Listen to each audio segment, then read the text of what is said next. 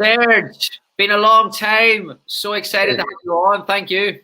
No, thanks for having me on, Gary. I'm excited. It has been a while, and I've been a big follower of the show and everything you've done, so I'm excited to be part of it and looking forward to chatting with you. Brilliant, brilliant. Yeah, do you want to roll with it and go right in? Yeah, I can jump into it. Let me just share my screen.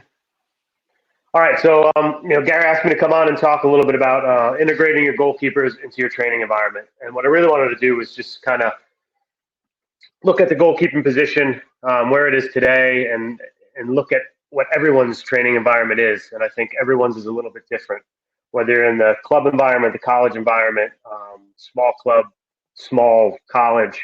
I think we all have unique and different environments, and hopefully this can shed a little light into what you can do in your environment to help improve your goalkeepers. Just a little bit about my background. I'm currently the associate head coach at Indiana University. Prior to that, I was at Ohio State on the men's side.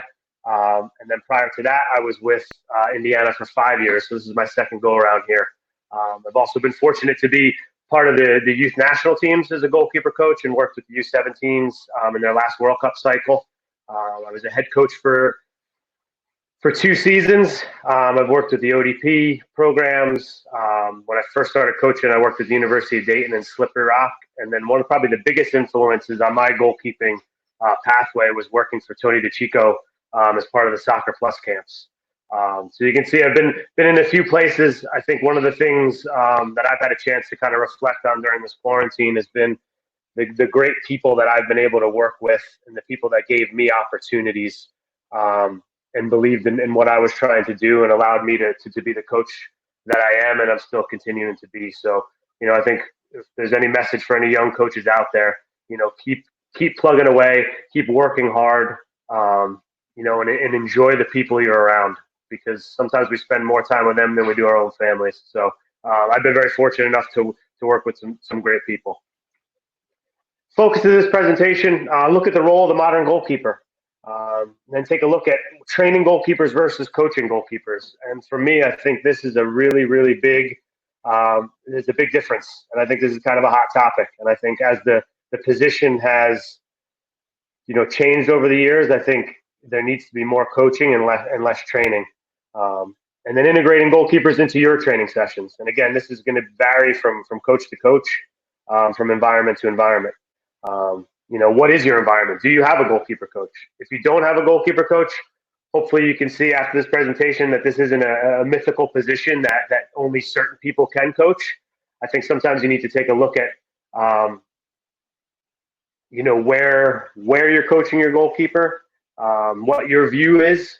Are you looking at things the same way they're looking at? And if you do have a goalkeeper coach, how are you using them to help improve your team and not only your goalkeeper? So just to start off, just a couple of the modern actions, the actions of the modern goalkeeper. I think the traditional shot stopper, obviously that's still the main job of the goalkeeper, but I think they are so much part of how we attack now, and when we're in possession, their role becomes even more important. Whether it's distribution through their feet and through their hands, and hopefully you can see through this video that they're not just shot stoppers anymore. Their ability to play the ball with their feet, their ability to be bold and brave in possession is a huge piece. And how we train that needs to be built around how we want our team to play, and not just tossing them off to the side and having a coach just hit volleys at them. So they need to be decision makers. They need to be thinkers.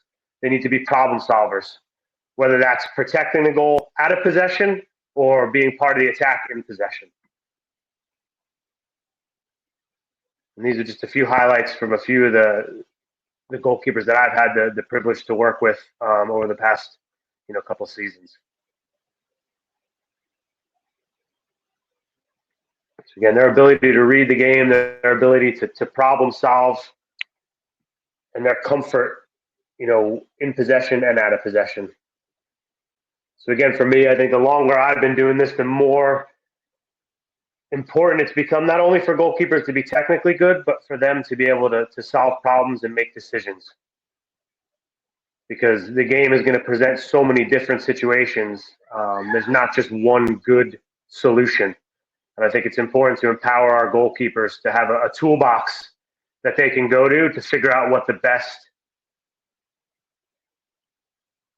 best tools to use in that situation.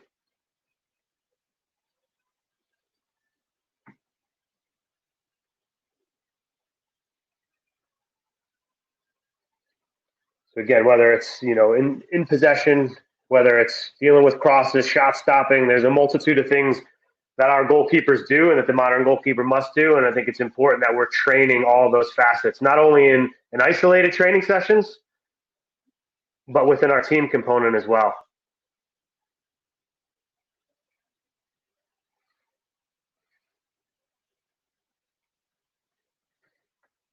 And again, a lot of it's dictated on how we've decided to play as a team. What is your philosophy of your team?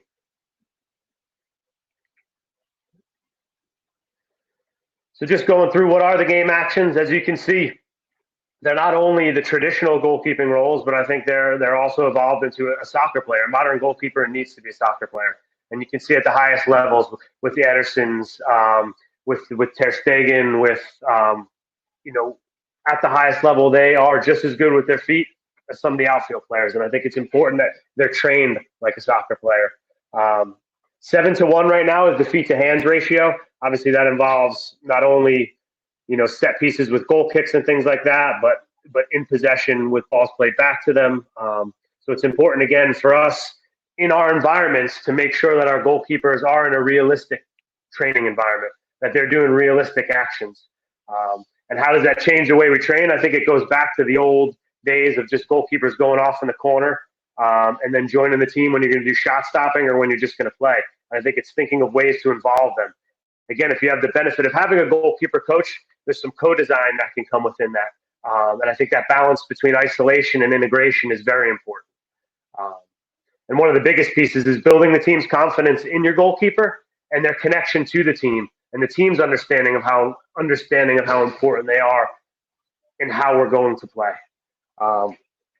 We go back into the goalkeeping training versus goalkeeping coaching. I think the modern goalkeeper needs to be coached.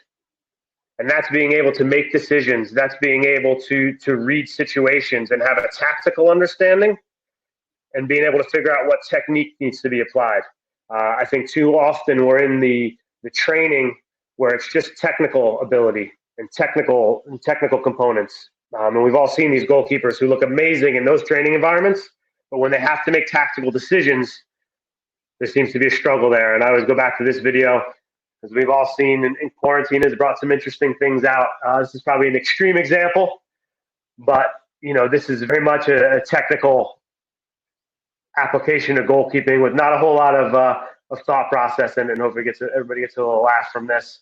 But again, it's getting away from the traditional just going over cones, repetition type things to being able to put a session together where your goalkeepers do have a technical component, but there's more of a tactical understanding of situations and their decision making and what they need to use. This is just a training session that I've done with our goalkeepers here, where there's 2 goals, so there's a little bit of the unknown in terms of which goal the ball is going to. So both goalkeepers need to be locked in. But now adding 2 players in front where there's a little bit more decision making, the ball can get laid back. Those attacking players can turn. So again, it's finding the best tool in their toolbox to make that decision. So again, creating thinkers, creating problem solvers is a huge piece for me in how we develop our goalkeepers. Not only just making sure they have good technical ability, but also making sure they have good tactical understanding and knowing the situation they're in and how they can solve that. If we look at integrating, goalkeepers into your training session, what's your way of playing and what do you expect from your goalkeeper? And I think that's one of the biggest things. And I'm very fortunate with the staff I work with right now, especially with the head coach, with Erwin, and he has a clear understanding of what he wants from his goalkeepers and how he wants them to play, which then makes it very simple for me to now make sure that I'm training those components in our isolated session so that when we do get into our team sessions, the understanding and the ability to to excel in those situations is there.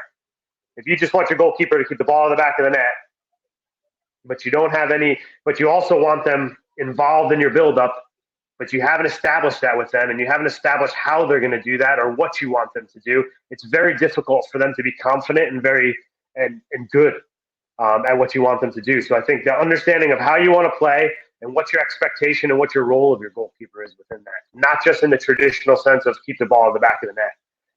Engaging your staff on planning sessions. I think that's a big one as well.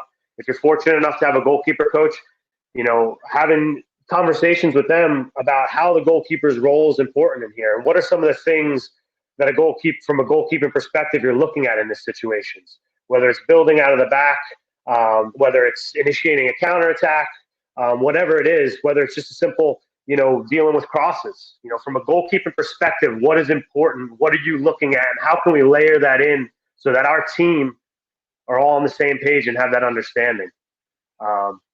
And I think that's a key factor when you're integrating your goalkeeper into your sessions.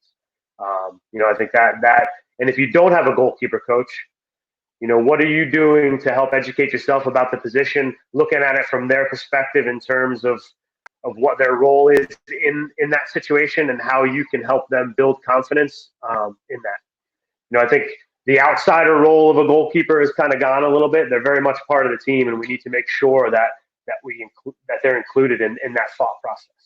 And I've been part of staffs where goalkeeping has just kind of been that outsider, and they train and then they come in at the end. But I've also been part of staffs where they're part of the team and part of what we want to do. And I think the benefits of that help not only the goalkeeper's confidence, but the team's confidence in their goalkeeper. And making those environments as realistic as possible. Again, understanding tactics and decision making is huge. We want goalkeepers who are thinkers, not robots. One of the pieces to that is making sure their view of the game is realistic when we put them in these situations. Goalkeeping is 180 degrees, and I think it's very important as we layer them into our training sessions that view is there, because that's the view they see in the game. And it's important in possession exercises and things like that they have that 180 degrees, because that's what they're going to operate in. And the more they see that, the more their understanding of angles, the more their understanding of their movements, it becomes even more important. And another piece to it is coach from their perspective. How many times do we coach a goalkeeper from the sidelines or criticize a decision from the sidelines?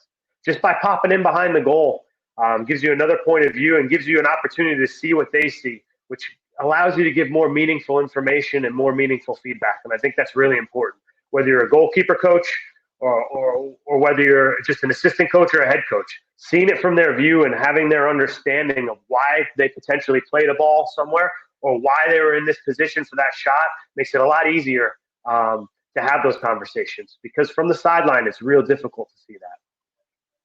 And then we go to the argument that the old goalkeeper will always break down the exercise. I think this is something that, I've had numerous discussions amongst coaching staffs with. If we expect them to perform an action, we can't just allow them to train in isolation. They've got to do it with the team. If we wanted them to be part of the build, I think in my goalkeeping session, I can help train that technique and the range of passes and the movements that they'll need. But in order for them to really be able to master it, they need to be in there with the same pressure, with angles, with movement. They need to have that understanding. And you know what? Maybe it does break down a little bit, but the benefits in the long term and the development are going to be much better instead of just having them in those isolated sessions. And again, we go back to kind of what your environment is. Are you fortunate enough to have a goalkeeper coach that's an assistant coach? Or is it just an assistant coach, or do you have no goalkeeper coach? How are you going to incorporate your goalkeepers into your training session? And it goes just to what we talked about with your goalkeepers. Do they understand what you expect? Does your goalkeeper know what you want? Does your goalkeeper coach know what you want? I think the more information you can give them, the more they can build those sessions to help maximize their time with your goalkeepers, so that when they do get into team training, the connection is there right away. And I think a lot of times is looking at the actions. What actions are they going to use in a team session? Sometimes just starting with a goalkeeping action to build your session. Help incorporate your goalkeeper right away. Whether it's you're starting your build from a cross, so cross comes in, you defend the cross, and now how is your team going to attack from there? Just the repetition of the goalkeeper working with a back four, working with a midfield two in that environment can be huge. And then developing sessions relative to the demands of the goalkeeper. And I think that's important too. So as you're putting these sessions together, thinking about what are the demands that I'm asking my goalkeeper to take on? Are these incorporated into the session? So that our goalkeeper coaches can design sessions that seamlessly move into there, and connecting the dots from isolated to team session. I think too many times these isolated sessions kind of look like a circus sometimes. There's cones, there's ladders, there's hurdles we're jumping over. Can we make these more realistic to the game, to the scenarios that our goalkeepers are going to see? So when they slide into the team session, it's seamless. And now they're able to take that toolbox that we've put together and pick, what the best tool is to deal with that situation. And in order for us to be able to do that, there needs to be a good line of communication amongst our coaching staff and understanding of what our goalkeepers are expected to do and how we're going to allow them to flourish. The co-designing piece is huge. As we're planning the sessions as we go through our season, especially, now just becoming part of a new staff, about, just timing, how much time are we going to have with the goalkeepers? What's our focus for today? How do the goalkeepers factor into this session? That gives me the understanding of, all right, this is what they're going to be asked to do today. What can I do to help build that decision-making, build that confidence, so when they do step into the session, they take off from there. I think it's important to have open lines of communication and really being a coach. Don't be a trainer. A number of years ago, one of the first NSCAA conventions I went to, I got to hear John Murphy talk. And one of the things he said is, I'm a coach that specializes in training goalkeepers. And that really stuck with me. And I think too many times now, we have coaches that are just training goalkeepers and not coaching them. Take the time to become a coach and understand not only the technical nuances, but the tactical nuances of goalkeeping and how that factors into the team and the understanding of your goalkeeper's role in a certain formation or a certain situation. I think it's extremely important, because just being a trainer and just putting goalkeepers through reps, and yeah, they're technically good and they've got great hands and they don't drop anything, and their collapse dives are perfect. That's not going to always translate into successful goalkeepers in a match. I think our ability to sometimes look past goalkeepers being technically perfect and more have a better tactical understanding is more important. So again, be a coach and not a trainer is a big piece for me. So I think one of the big things that Dan talks about is kind of his unannounced and his announced pieces. And from an unannounced standpoint, it's the goalkeepers determining what's going on. And again, some of the technical repetitions and just tying some of the movement pieces together. And as he transitions into it, he'll start to layer in a little bit more of his decision-making as he goes through. So now his live phase. And as he goes through this, now there's a little bit more of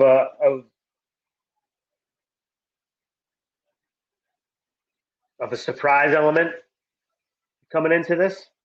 And the unannounced piece in terms of the goalkeepers not knowing what's going on, not knowing where the service is going. So you can see in here, when one goalkeeper is active, the other goalkeeper has to drop into a support position. So I think one of the biggest pieces that I take from this, and I talk to Dan quite a bit, is just how much he values making his goalkeepers think and not making things as clear cut as they need to be, and leaving that gray area so that they have to make the decisions and they have to figure out the understanding. I think too often we allow ourselves to think for our goalkeepers and not put the onus on them to think and be problem solvers. And I think we rescue them too much when they have to think. I think sometimes it's okay for things not to go as well as you'd like them to go, or maybe a session isn't as sharp as you'd like it to be because there's a little bit of a not a clear understanding of what's going on, because the goalkeepers have to make decisions and they've got to figure things out, and it's not clear cut and it's not laid out for them, which is the game.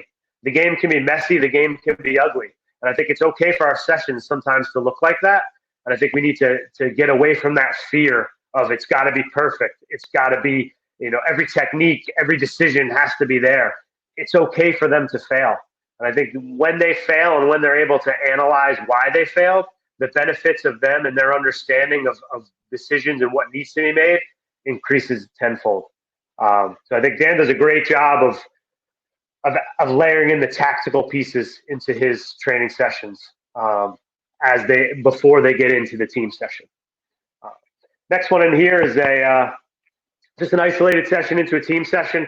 This is what our goalkeepers at IU, just working on their angles to support the ball. And one of the big things we try to do is if they're not in goal, we're working on them being in possession as much as we can. So utilizing them to be servers, to play balls with their feet, to be soccer players. And I think too often it's, we toss them off to the side and there's just one goalkeeper working. I think we've got to incorporate them in there to allow them to become soccer players and be comfortable with the various types of passes they're going to have to play. So we look at it from an in possession and out of possession. This starts really simple with a pass into our goalkeeper, Bethany, who is in possession, who plays it out. And then once that ball leaves her foot, now she has to start to think like a goalkeeper. And what I've asked our other goalkeepers to do is really work on that driven pass into that smaller goal where you can see the flags. And then we start to layer in a little bit of decision-making in terms of what we allow those players to do, whether they're stepping in and dribbling. So now the goalkeeper has to deal with a different scenario. There's rebounds and pieces into that. As we move into this, there's two little boxes. In the front box, we're looking for them to drive a ball in on the ground and the goalkeeper to defend the smaller goals. If they receive it in the top box, it's more of a driven ball, maybe played over distance, maybe played, into the midfield or into our front line. Now the goalkeeper in goal has to defend a bigger goal. So again, that in possession, out of possession thought process is in there. So not only are we working on our distribution, but we're working on our shot stopping as well. And then that'll carry over into the game. So you'll see in here with our goalkeepers, we want them to be brave and bold in possession. We want them to read spaces and find numbers. So you can see in there, we're able to break lines and go. Again, we look at the type of passes that I've asked them to play in the isolated session. And hopefully now they have the confidence and the technical understanding of how to play that pass so that they have success in the team session. And this is just something we took from, again, that isolated session while the team was warming up, working on some things, right away into the big picture. And again, making our goalkeepers make decisions, have an understanding of their importance in our build.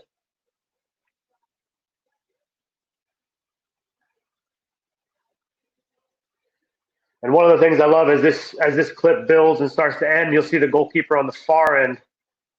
Ball gets played back to her, and there's a bit of pressure. And I've seen a lot of goalkeepers just look to smash that ball as far as they can away. And she's got the bravery and is bold in possession to play out of it, which is what we want. We want our goalkeepers to make good decisions, to understand their importance and us keeping the ball and not just smash it up the field when they get it. To understand when they can look to get us in behind and when they need to just play a nice, short, simple pass. So again, the benefits of being able to take an isolated session to give them confidence and understanding and then put them into a team session where they can be successful and understand what their part is in that is huge. And all that happens, again, it's communication between the coaching staff and understanding of what our goalkeeper's role is and what we want them to do and making sure that they're doing it.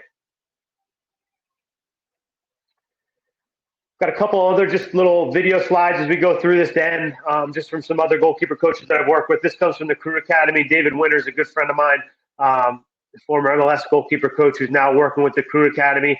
And some of the things that they do to incorporate their goalkeepers into their team training sessions. Again, a nice, simple, 4v4 plus 3. We all do that all the time. But have you thought about incorporating your goalkeepers? You can see the goalkeepers are in green. It's just very simple. Again, 180 degrees. A little bit tighter. space, so they've got to play quicker. They've got to have an understanding of what's going on. They've got to make sure they're adjusting their positioning. There's different types of passes that they'll play. This goes into just a tighter, and I'm sorry, this is jumping a little bit, a tighter possession game where now they've got to defend the big goal. So again, they're asked to play with their feet, but they're also asked to make decisions, whether it's coming in narrow in an angle, so your traditional goalkeeping, but also now you just saw there before, goalkeeper having to receive a throw in and then look to play. So again, making them comfortable with the unpredictable, and I think that's important. Training them as a soccer player, obviously with the goalkeeping piece to it as well. Here's just your normal, bigger environment, bigger setting, again, where they've got to make decisions. They've got to play a little higher off their line. So, dealing with the space behind the back four, they're going to play more balls with their feet. They're going to have more of an understanding of their angles of support, of the type of pass they're going to play. So again, this is nothing that I'm showing you is rocket science by any stretch, but hopefully what you're seeing is just by tweaking things, just by involving your goalkeepers, manipulating space, not only are you making them better goalkeepers, but you're making them better soccer players. And I think they have to be part of your thought process as you're putting these things together. As I said earlier, I was fortunate enough to be, to work with the youth national teams and be part of the U16 and U17 setup. And one of the things that I really appreciated that we did on a regular basis was involving our goalkeepers early on in the session. And this is real simple. It's 4v2s, but all three of these 4v2 boxes at the bottom of each diamond are goalkeepers.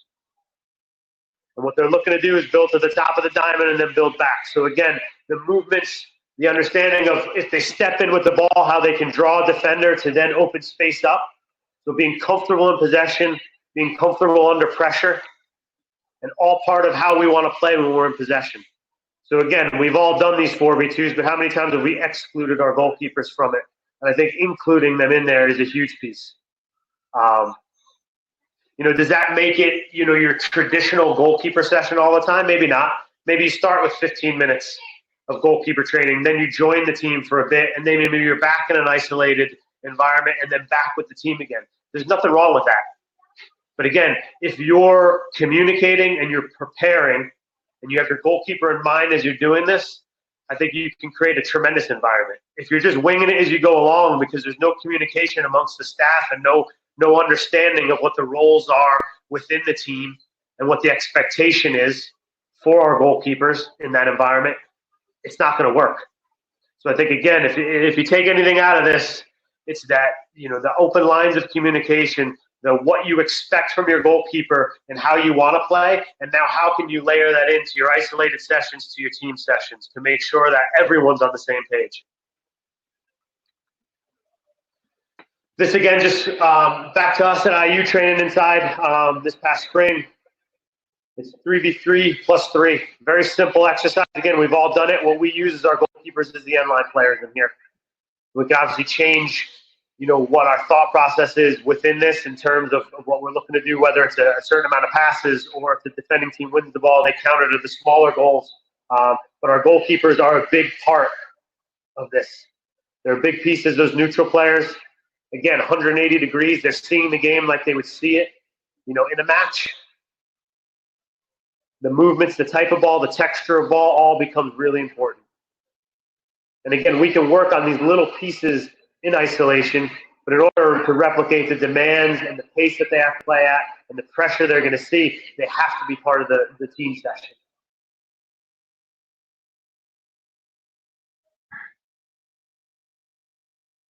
And then if we move to the last slide, again, this is a typical 7v7 for us. And one of the big things I wanted to see is just the ability, just by standing behind the goal, being able to see what they see and being able to have real-time conversations and give real-time feedback in the moment. When there's an opportunity to step in a natural stoppage, just to pop behind the goalkeeper and say, hey, what did you think about this decision? As this goes on, what I went and talked to Bethany about was the ball that she played out wide on that throw. There was a lot of pressure there. Did she see where the space and where the numbers were? But instead of waiting 20 minutes after the session to talk about it, we can be fresh and we can be, kind of in the moment. But again, I'm seeing it from her perspective, so I can have an understanding of what she may saw or what her thought process was. If I'm standing off at the sideline, it's real difficult for me to see what she saw and to understand what her thought process was in making that decision. So again, it doesn't have to be a goalkeeper coach. This could just as simple be an assistant, a head coach standing behind the goal, working on building out of the back, understanding and seeing what your goalkeeper sees, being able to give real-time feedback, being able to give ideas and thoughts in the moment rather than later on.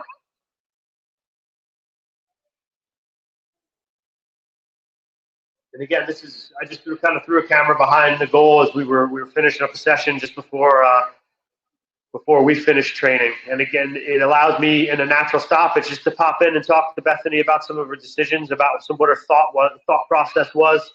I work with our set pieces, and when it's time to have a set piece, I can just as easily step onto the field and work with our team.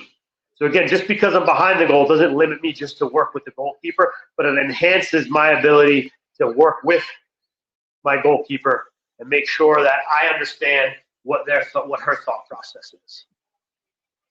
And as we start to wrap this up, I think some of the takeaways are your coaching staff. How are you communicating? How are you working? What's your philosophy and how you're going to play? And how does your goalkeeper factor into that? Your space available. Obviously, at the college level with what we have available to us, there's always a ton of space. There's always the ability to. Perfect. Enjoyed that. I've got one to kick it off. The North Carolina game that you showed at the start. Yeah. Watching that, and I might be wrong. That was like one of the first games of the season. It was. So I'll just a little bit of background. I joined the staff in December. And I actually remember watching that game on TV. At that point, I was still working at Ohio State. So I had the same view that you did, Gary, watching it. But I've had lots of conversations, and I think one of the things I appreciate about Erwin, is he has an expectation of what he expects from our goalkeepers, which is fantastic in terms of wanting them to be brave and bold in possession, but at the same time understands that will be some mistakes that are made in that, and still has that confidence in them, which I appreciate a ton, because I've been part of staffs where it's the goalkeepers go over there, we'll bring them in, and then it'll come to the game, and then we'll do some post game analysis, and we'll start to talk about, well, why aren't we playing out of the back more? Why are we just smashing the ball up the field? And why? Well, there hasn't been an expectation of what we want because we haven't been able to we haven't integrated them.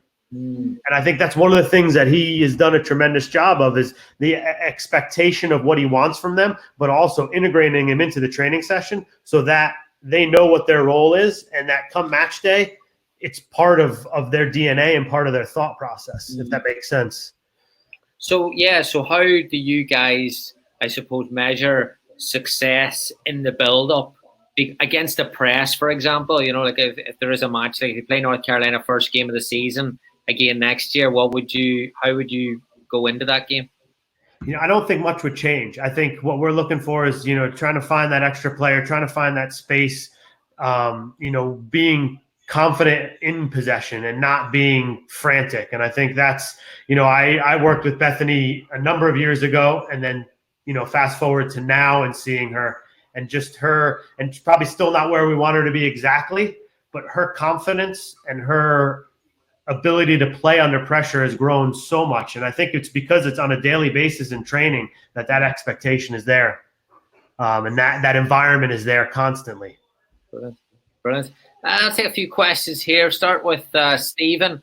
How much are your sessions related to a curriculum, I suppose, sticking to a curriculum, or how much do they balance going into the next game? I think it's fun. That's a really good question. And I think, for me, I've kind of got a list of things I want to hit each week in terms of, whether it's shot stopping, distribution, crosses, whether it's crosses from deeper areas, crosses from the byline, 1v1s. I've got kind of a checklist of what I want to hit.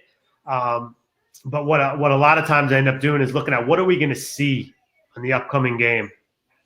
And my job is to make sure that I can replicate that environment as much as possible, so that when it does occur, there's no thought process about it. They're comfortable with it. There's an understanding there. So once it gets kind of into the thick of things in the season and the games are coming up, I think it's more of what we're going to see next, but still trying to balance that kind of maintenance in terms of making sure they're confident in all pieces of their game, but also making sure we're getting good heavy reps in what we're going to see, coming up in that upcoming match, and replicating that environment. Looking at it from a technical perspective, and these are the techniques that we may use in these situations, but throwing them in the situation and saying, figure it out. Ashley Roberts, question of the day for me. With the chaos and reality of the game, there's going to be mistakes. In training, same thing. What are your strategies for, what do you do when the keeper makes mistakes consistently in a training session? Yell at them, scream at them. Me 15 years ago, or me now? I think it's, we video all of our sessions. So I think a lot of it is having them reflect and look at it. It's tough because and every goalkeeper goes through it, where you have a session where there's a ton of mistakes. And I think sometimes it's almost better to focus on the positive in what they've done than to continue to let them know that they've made a mistake. So I think sometimes in that chaos of consistent mistakes, can you find the bright spot a little bit? Or can you be a little bit more specific in an area that you want them to improve on? In terms of, let's just say it's a 1v1, and they want to be ultra aggressive in how they're coming down the line.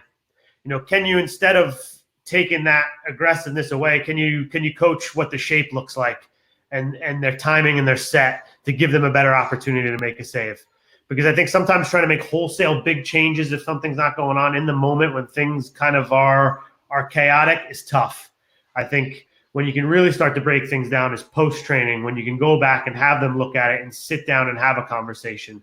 So I think sometimes it's trying to take a little piece and affect it, and then in the long term, in whatever that problem is, try to address it over the course, if that makes sense. Absolutely.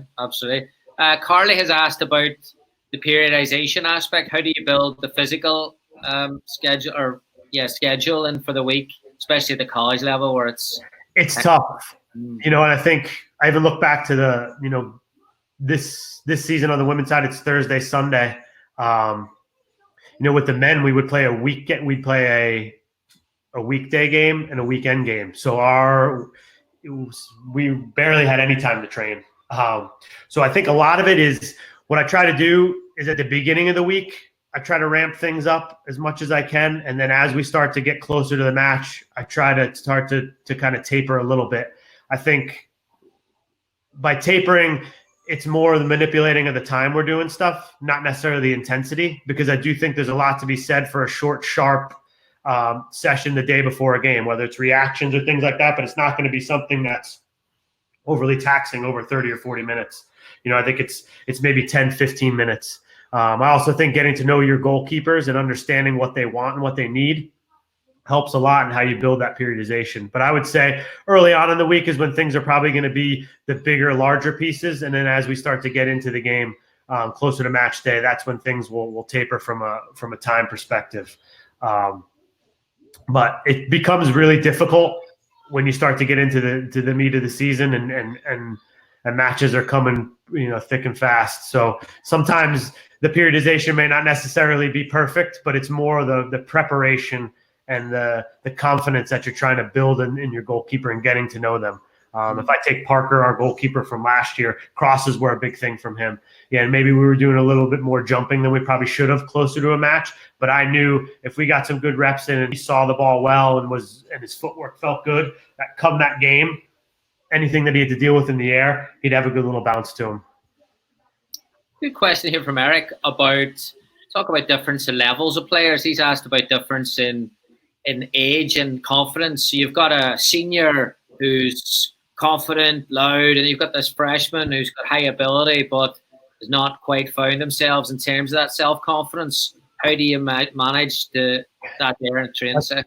That's a good question. Over the last I don't know, as I've evolved as a coach, I've taken more of a personal approach to each goalkeeper. I don't blanket goalkeeping coach because everybody's different. And my information is going to be a lot different to that senior goalkeeper who I'm just trying to make sure he's confident and ready to go on match day. For that younger goalkeeper, my conversations, it might be, after we're finished, before we head up to the team, it might be an arm around the shoulder and just walking up the hill and just talking about a couple of things. Hey, focus on this today, focus on that. So really taking the individual approach. We're going to look at things as a whole, as a goalkeeping unit. If we're working on breakaways or something like that on the day, we're gonna have some things that we're all looking at and we're all trying to train. But in terms of their individual development and individual progress, it's going to be it's going to be by person, and knowing that they may need a little bit more guidance or a little bit more of a pick me up than that older goalkeeper who just needs to see some reps, needs to make a couple big saves, and then I know that they're ready. Where that younger goalkeeper, I'm going to kind of try to nurture that and help them, grow and understand, what they need as they go through the week and through their career.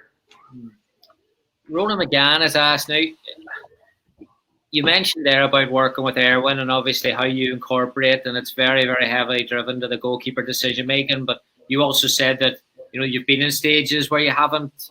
Well, that hasn't been the case. But yeah, let's put now where a goalkeeper coach is watching this and saying, "All right, well, hey, my head coach is way over on this side. What can they do to help kind of progress their thinking and shift them slightly?" I think have an opinion about things and be able to come in and have a conversation, and not being afraid to say, hey, from a goalkeeping perspective, this is really important because, and I think too often they get involved in the planning of training sessions. And I think that's a big piece. And I think the understanding of, why are we doing things? How does this affect the goalkeeper? How and having that conversation of what do you expect from our goalkeepers? What do you want from them? If I look back to I always joke with Mays when we were at Ohio State, and Neil, he was always the first one to say it. He's like, I'm not a goalkeeping guy. He's like, you do what you need to do and just make sure we're ready to go. But we would have a lot of conversations about what he expected and what he wanted from our goalkeepers, which even if we weren't integrated into training as much as I would have liked, I still was able to prepare our goalkeepers for what was needed to be done. And I think having an opinion, having an understanding, knowing what's needed and wanted is important. And I think once you start to have those conversations, hopefully then it starts to sway a little bit at least, and then you're able to start to do some co-design, or even saying, hey, can I take the back four with our goalkeeper? Because I really feel like we need to work on this. And I think it goes back to educating yourself as a coach and understanding the game so that you have a tactical understanding of what the goalkeeper's role is and the players that we're going to work with the goalkeeper in those situations. Very good. Phil has asked, good question. How do you deal with your goalkeeper on a match day if you don't have a goalkeeper or an assistant coach? That's a really good one. I think, you can design your kind of warm up to help warm your goalkeeper up. I think. I mean, whether it might not be with your starting 11, but I think some of the subs, just working on striking balls, working on, passing, receiving, as they're getting warmed up, you can utilize them to help warm your goalkeeper up, if that makes sense. In a sense of, whether it's from the basic stages of just driving balls at them and shots and things like that, up into allowing the goalkeeper to play out to them. And I think you can be creative in that sense of trying to use some of your spare outfield players to build that warm up around. When I was a club coach about 10 years ago, I didn't have an assistant coach, and I put the team in a 6v6 game and then hit free kicks at the goalkeeper. The opposition didn't score any direct free kicks, so that's a success. I don't think there's a magic formula to it. It's whatever works. Danny has asked, what resources would you suggest to find out more about integrated decision making and goalkeeping? GK Nexus is a big one. I think they're probably the best in terms of what's out there from a goalkeeping education perspective. And they've got a really good network of professional goalkeeper coaches that they keep a pretty consistent library of things. I also think just doing as much research as you can with what's out there in social media, watching teams, watching training sessions at the professional level, and just seeing how goalkeeper coaching has changed in terms of what I think it goes. England has done an unbelievable job. Tim Dittmer. And they put quite a bit out, if you go on FATV, to really see how they build their sessions. There is the traditional, goalkeeping piece of, with the agility and the movements and some of the volleys and things like that. But in terms of the environment that they're building and more of the decision-making and more of you saw that multi-goal exercise that I showed you early on. I took that from them. And that's something I've really used a lot, because the more chaos you can create, the more thinking you're going to make your goalkeepers do, the more unknown that's there for them, the more they have to make decisions and see things and have a little bit of trial and error. So I think there's a lot out there, but I think the biggest piece is understanding the context in which people are doing things. Because I think a lot of times people see sessions and they just grab them without understanding what's going on. So I think trying to look at what's being said and how it's being done to understand how it's going to benefit your goalkeepers, if that makes sense. Oscar Alva, this is an interesting one, because sometimes you hear this from non-goalkeeper coaches. I've probably said it myself 100 times, but goalkeepers that make a mistake and it looks as if they're surprised, and then you say that they've got issues with concentration. Yeah. How do you, I suppose, define concentration and then improve it? I think it goes back to, for me, it goes back to more of the training versus coaching. I think a lot of the goalkeepers who have those concentration issues look at what environment are they training in? Is it like one volley and then wait and then another volley, and it's very scripted and there's not a lot of thinking? I think when you can force your goalkeepers to have to think and deal with different scenarios, it forces them to concentrate, if that makes sense. Mm-hmm. So I think, again, it goes beyond that traditional kind of, shuffle through the cones and catch a volley, or Gary, I'm going to hit this ball right at you, instead of Gary, I'm going to strike this ball and then you save it. Mm-hmm. And I think even for me, as I've evolved as a coach and I've had time to reflect, how many times you see a goalkeeper coach hit a ball at a goalkeeper and it's not quite at him, they're like, oh, sorry, my bad. That's okay, because in a game, it's not going to be hit right at you. You're going to have to make an adjustment. You're going to have to be focused. You're going to have to read the flight of the ball. So I think the more you can force your goalkeepers to have to think for themselves and react and problem solve, the better they're going to be. The more you do things for them, the less thinkers and the less focus they have to have. All right, hey, the party's just kicked off here. Question here. With your ratio of 7-1, feet to hands from Stephen, do you believe there is an argument now to transform outfield players into goalkeepers? No chance. No, because I do think at the end of the day, the goalkeeper's job is to keep the ball out of the back of the net. And I do think that is it's a skill, and I think it's I don't believe. I think, with that 7-1, I think a lot of it is also looking at goal kicks and things like that, where it's not necessarily always, a ball while it's in play. You know what I mean? I think I don't think transforming a center back into a goalkeeper and just throwing some gloves on him and have him float into the goal would probably work very well. But it's the difficulty of the one as well, right? That one that's, like, I saw it up close with Alyssa last year, or for 2 years. It is on a different level once you see the athleticism and the quality of the movement. Or you could not replicate that there from an outfield player. No, and I think that's one of the biggest things in a training environment too, is especially at that level, it's given them the tools to be able to be successful in that scenario. But like you said, it's so hard to replicate how Megan Rapinoe is going to strike a ball, or how Crystal Dunn's going to run onto it. So I think it's giving them the tools so that when they're in those situations, they can figure it out, and kind of building your session around that so that when they're in that scenario, they've got an idea of how to handle it, and then let them figure it out. Keith Waters has asked if a keeper is close to the goal and trusts their reactions, how do you compare that to like a reaction goalkeeper? How do you compare the reaction goalkeeper to, suppose, a decision maker? Do they ever interact or conflict? I think that's a good question. I think there's got to be a kind of a mixture of both, because I do think at some point that reaction goalkeeper, you can't rely on reactions for everything.